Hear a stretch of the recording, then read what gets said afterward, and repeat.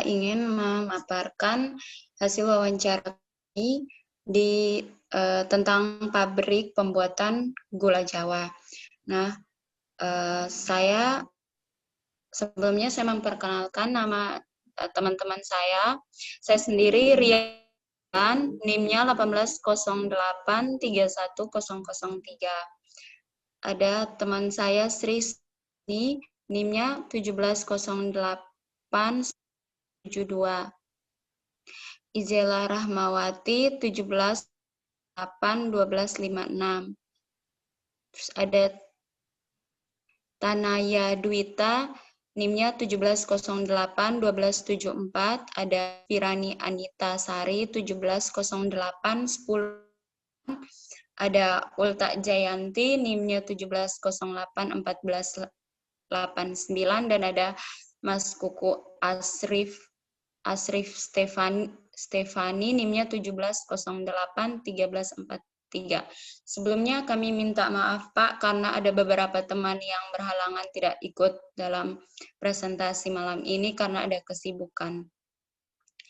Jadi langsung saja, yang pertama identitas organisasi atau perusahaan.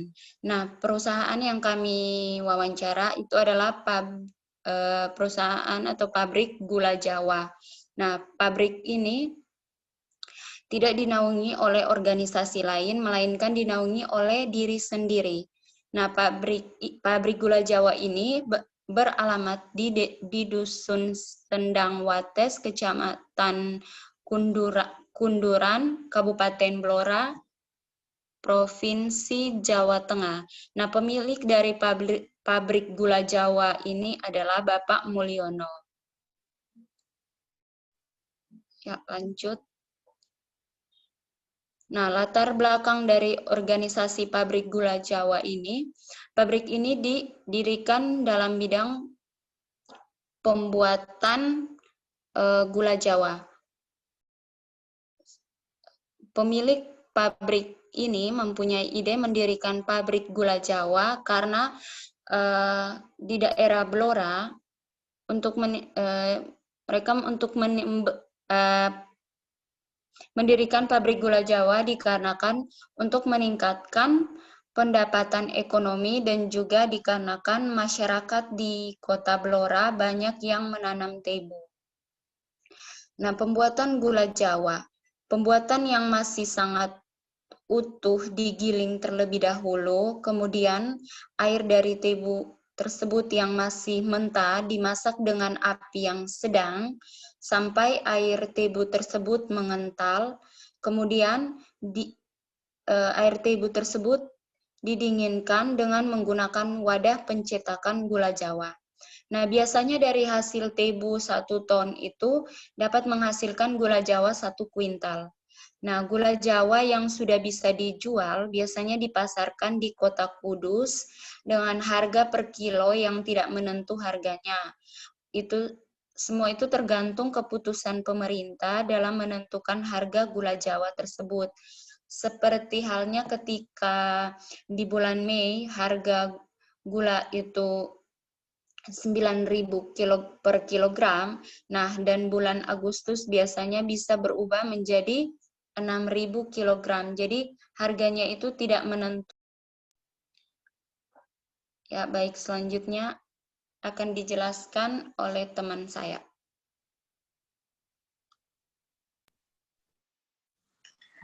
Baik, di sini saya Sri Sunyani akan melanjutkan presentasi dari Mbak Ria. Selanjutnya ada struktur organisasi. Jadi struktur organisasi di pabrik gula ini kurang baik karena untuk bagian penggilingan tebu dan juga bagian pembuatan gula Jawa pekerjaannya dijadikan satu atau tidak dipisahkan. Sebagai contoh, pekerja bagian penggilingan tebu kadang bergantian bekerja di bagian pembuatan gula, begitupun sebaliknya. Kemudian bagian pemasarannya sendiri masih dilakukan oleh pemilik pabrik atau belum memiliki karyawan sendiri. Selanjutnya ada leadership dan relationship. Yang pertama leadership. Pabrik gula Jawa ini dipimpin oleh pemilik pabrik sendiri. karyawan stabil kebijakan yang diambil perusahaan tepat sasaran. Yang kedua, relationship antar karyawan di pabrik gula Jawa ini menurut kami ada reward dan helpful mekanis. Yang pertama, reward di pabrik gula Jawa di sini kurang memuaskan dikarenakan untuk gaji karyawan sendiri, gaji yang diberikan itu sesuai dengan banyaknya karyawan tersebut menggiling tebunya. Yang kedua ada helpful mekanis. Dari awal pabrik didirikan, pihak pekerja melakukan training terlebih dahulu, di mana pihak pemilik pabrik sendiri yang memberikan training tersebut. Selanjutnya akan dilanjutkan oleh teman saya. Baik, selanjutnya ada diagnosis. Nah, di perusahaan itu sendiri, permasalahan yang dimiliki subjek yaitu struktur organisasinya. Karena menurut anggota kami itu kurang baik.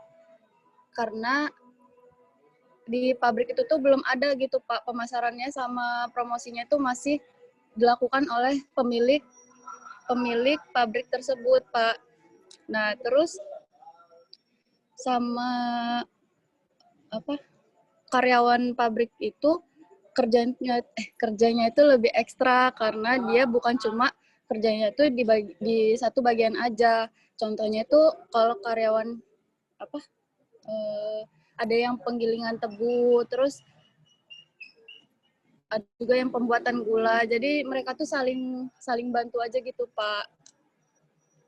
Terus reward bagi karyawan yang bekerja juga kurang memuaskan karena upah yang diberikan hanya dilihat dari seberapa banyak karyawan tersebut mengolah tebu. Selain itu, keuntungan atau pendapatan pabrik juga belum stabil, di mana pabrik masih mengikuti arahan atau keputusan pemerintah dalam menentukan harga.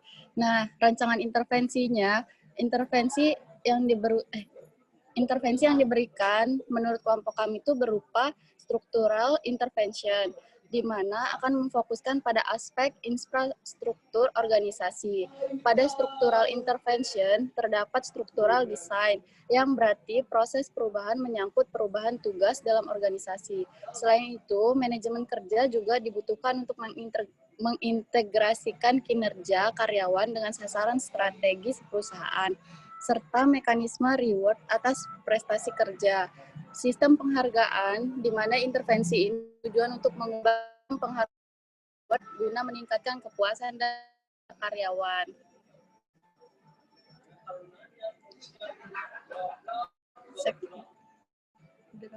Selanjutnya saya kembalikan ke moderator. Oke, sambil kita bahas aja ya, teman-teman ya. Baik, Oke, Pak. ini siapa yang paling dekat dengan lokasi untuk intervensinya di sini? Saya, Pak. Mbak Sunyahni.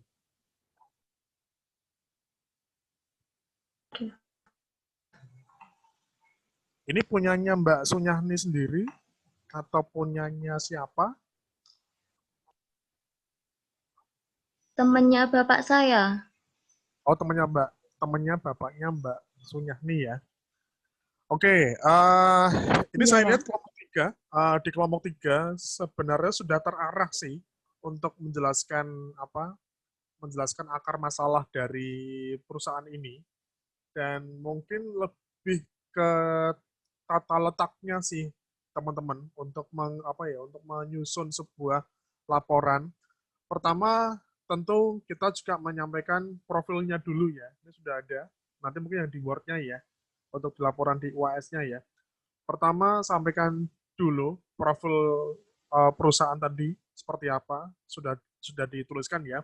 Kemudian yang kedua, tadi saya lihat Mbak Izela atau Mbak Ria ya, nanti sambil dikonfirmasi, menyampaikan soal tidak stabilnya omset ya. Tadi di slide berapa ya?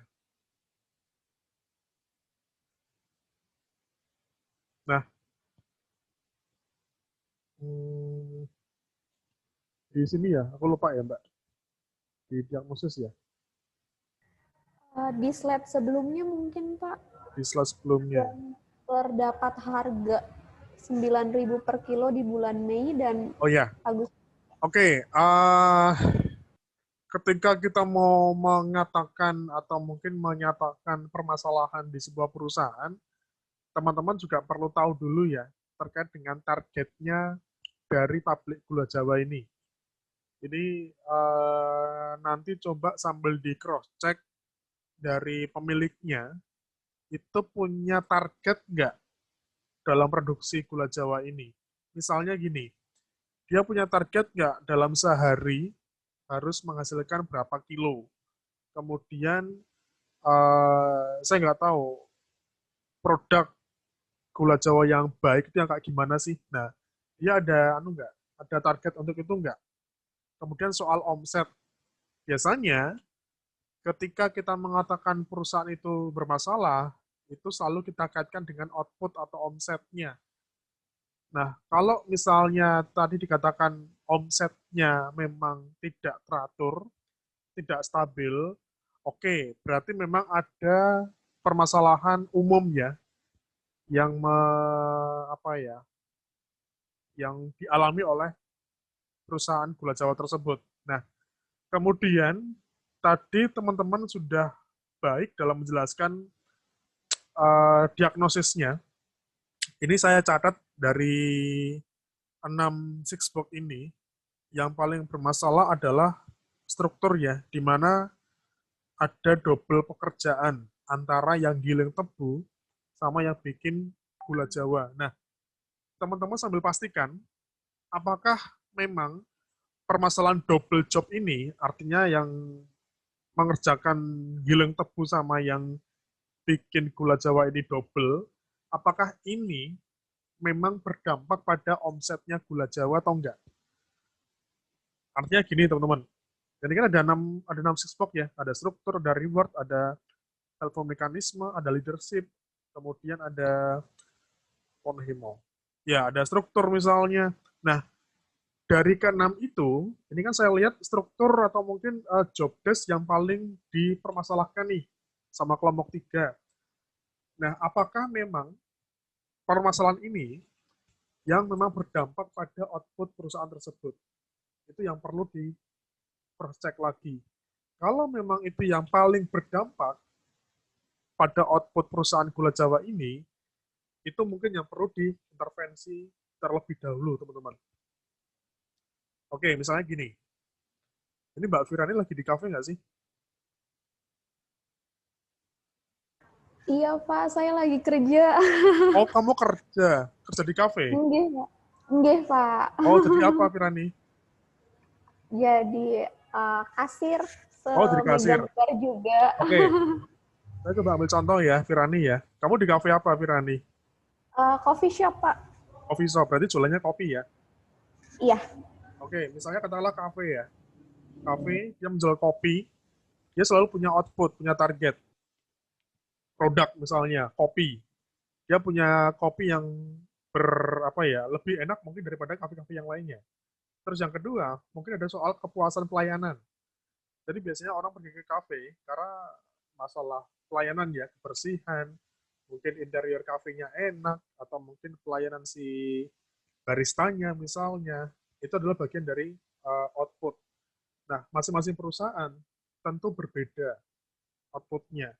Entah pabrik gula Jawa, pabrik genteng, coffee shop misalnya, atau mungkin tukang cukur misalnya, atau misalnya apa ya, laundry misalnya, kan masing-masing kan menghasilkan produk yang berbeda-beda toh. Nah, dari gula Jawa ini, kira-kira yang jadi targetnya apa, yang jadi standarnya apa, apakah si pemilik usaha itu ada kendala di soal permasalahan umum tadi, soal mungkin produknya yang mungkin tidak bagus, atau mungkin kualitas barangnya atau kualitas gula Jawanya yang belum sesuai dengan keinginan, atau mungkin kuantitasnya, jumlahnya tidak, atau mungkin belum sesuai dengan target yang telah ditentukan, atau mungkin pada saat proses pemasarannya tadi. Tadi kan ada sedikit mengulas marketing apa ya kalau nggak salah. Apakah itu juga dipermasalahkan sehingga ngefeknya ke omset. Karena omset itu menjadi tujuan akhir kan dari sebuah usaha. Nah, itu kalau misalnya ada permasalahan di itunya, baru diturunkan ke tadi, six block-nya. Apa nih yang bikin gula Jawanya nggak enak? Apa nih yang bikin, misalnya di tempatnya Mbak Firani, apa nih yang bikin kopinya nggak enak? Apa nih yang bikin makanannya nggak enak? Apa nih yang bikin kopinya kok lama banget nih dilayani? Kok bikin kopi aja kok lama banget? Nah, ini apa yang bikin outputnya ini bermasalah? Karena kita dari psikologi, kita fokus ke kondisi karyawannya. Ada nggak permasalahan di ranah SDM-nya? Ini sebenarnya sudah terlihat sih di kelompok 3. Ini kan teman-teman sebenarnya mengungkap dua hal kan, masalah reward sama struktur ya. Ini relationship nggak ada masalah. Ya, leadership oke. Kemudian soal helpful mekanisme, ya oke lah. Cuma ada keluhan soal reward sama soal struktur. Ya, nah, ini coba diungkap lagi. Apakah ini yang menjadi masalah krusial bagi perusahaan tersebut? Kalau memang jadi masalah krusial, ini yang perlu diintervensi. Mungkin bapaknya ini, temannya Mbak Sunyani ini mungkin perlu membuat apa desain yang berbeda nih misalnya. Yang giling sendiri, yang bikin gula Jawa sendiri. Jadi dibedakan misalnya untuk meningkatkan hasil produksi misalnya. Nah, kita kan nggak tahu nih apakah ada targetnya dari hasil produksinya.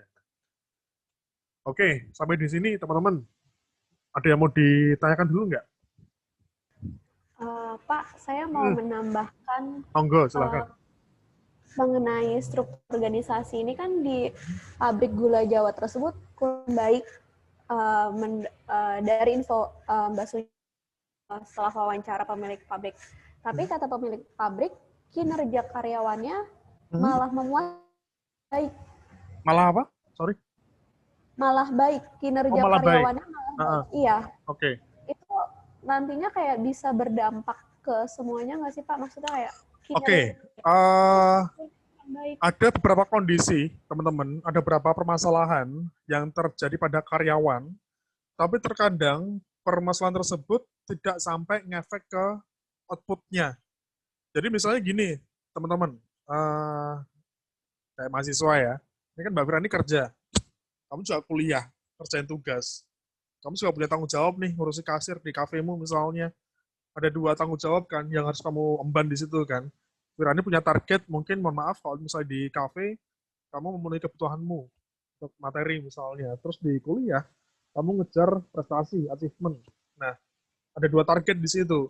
Kalau misalnya Firani memang keteteran, pada akhirnya nggak bisa kuliah, nggak bisa ngerjain UTS, tugas, karena mungkin sibuk kerja, itu yang mungkin perlu segera kita atasi masalahnya. Tapi kalau sejauh ini, Firani fine-fine saja, kuliah jalan, kerja jalan, tentu nggak ada masalah. Kecuali kalau misalnya Firani punya problem, bagi waktunya susah, dia stres misalnya, atau mungkin kecapean, kelelahan, dan sebagainya, itu baru bisa kita teliti lebih dalam. Karena setiap perusahaan pasti punya masalah, dan besok ketika teman-teman kerja di perusahaan, ini bagi yang belum pernah bekerja ya, akan ada banyak masalah saya kira, yang nanti akan ada temui. Ini bagi yang sudah kerja, bagi Firani pun mungkin juga pernah punya problem, ketemu teman yang nggak enak, ketemu bos yang mungkin nggak enak, lingkungan kerja yang tidak nyaman misalnya, atau mungkin mohon maaf gaji yang kurang, tidak sesuai dengan kinerjanya misalnya, itu problem. Tapi apakah kita sebagai individu sanggup nggak untuk mengatasi problem tersebut? Kalau memang nggak sanggup, efeknya, dampaknya tentu ke tadi, produktivitas sama output yang kita hasilkan. Nah, ini sambil dicek lagi, Mbak Sunyani, Mbak tolong juga nanti teman-teman yang lain, ada nggak standar yang belum tercapai, atau mungkin sasaran yang belum tercapai dari pabrik gula Jawa tersebut. Jadi teman-teman, cara berpikirnya bisa dari atas ke bawah, bisa dari bawah ke atas. Artinya, dari permasalahan umum, pabrik gula Jawanya seperti apa, baru diturunkan ke bawah, atau sebaliknya, dari masalah karyawannya, apakah ngefek ke output perusahaan. Itu yang perlu di cross check mungkin saya kira. Jadi kalau misalnya katakanlah apa ya, ya tentu setiap perusahaan pasti punya output beda-beda ya. Nanti tergantung dari ini, dari gula Jawa ini apa targetnya, standarnya seperti apa. Karena dari standar itu sendiri, dari target sebuah perusahaan itu sendiri, nanti akan sangat mempengaruhi bagaimana proses kita bekerja. Misalnya gini nih, ya, ini contoh yang disampaikan di kelompok 3. Ada kalanya besok teman-teman double job ya. Jadi kalau misalnya besok Anda kerja, bisa aja kamu, satu individu, satu orang, mengerjakan dua hal yang berbeda. Karena apa? Karena butuh berkembang cepat perusahaan. Butuh kerja cepat. Sehingga mau nggak mau, kita sebagai karyawan harus bisa double job. Ya, jadi misalnya katakanlah si Virani Kafir, dia juga berhak marketing. Dia juga ngurusi marketing, yang ngurusi kasir, ngurusi pemasaran. Karena apa? Mungkin perusahaan belum punya duit untuk nyari orang. Perusahaan belum punya alokasi dana untuk nyari orang untuk nambah gaji. Sehingga ngefeknya satu orang harus mengerjakan 2 job sekaligus. Nah, tergantung orangnya kan akhirnya kan. Dia sanggup enggak? Kalau secara kompetensi sanggup, secara keterampilan sanggup, is oke, nggak masalah. Tapi nek nggak sanggup, terus ngefeknya ke outputnya perusahaan, ya itu harus dievaluasi seperti apa. Kompleks ya, kalau besok kerja ya. Ini besok deh kalau misalnya udah kerja, akan tahu teman-teman seperti apa. Karena masing-masing perusahaan pasti punya problemnya masing-masing. Ya, setiap perusahaan ketika sudah jelas arahnya, teman-teman harus siap dengan segala konsekuensinya. Makanya besok kalau mau kerja, benar-benar dipahami dulu profil perusahaannya. Benar-benar dipahami dulu arah kerja perusahaannya. Sehingga pas kalian masuk, tidak kaget. Dan siap terima konsekuensi atas kendala yang dihadapi. Mbak Ria, jangan pusing loh, Mbak. Mbak Ria, asli mana kamu? Aslinya mana? Kupang, Pak. Kupang. Ini sekarang lagi di Kupang? Iya.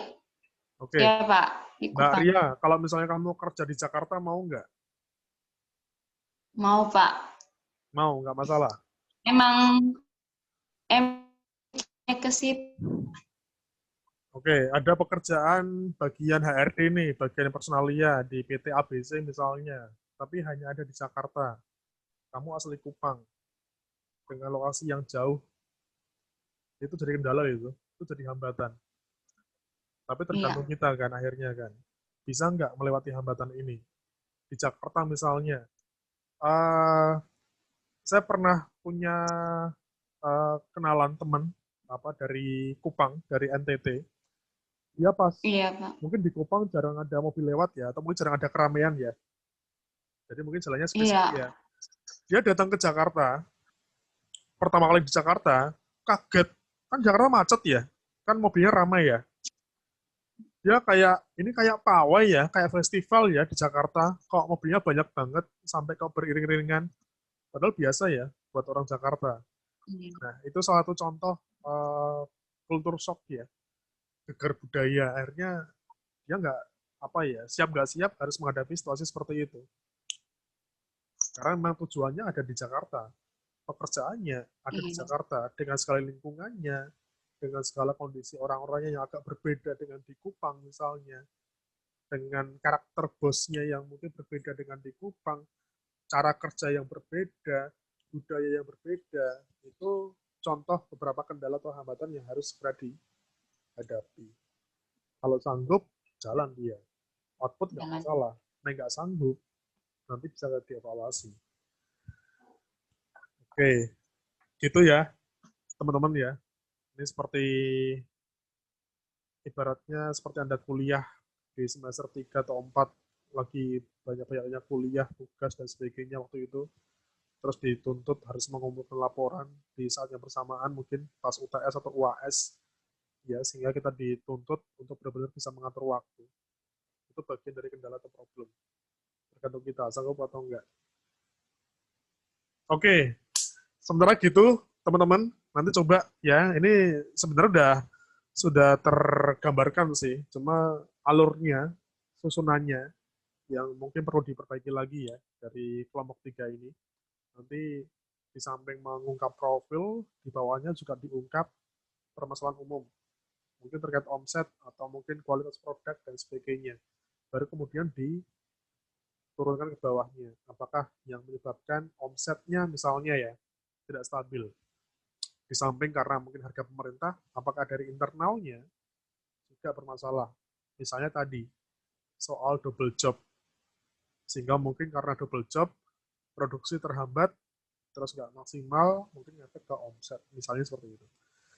Oke, itu saya kira, teman-teman, ya, nanti bisa disaksikan lagi di rekamannya. Nanti kalau misalnya ada beberapa hal-hal yang mau ditanyakan, bisa ditanyakan melalui grup, ya.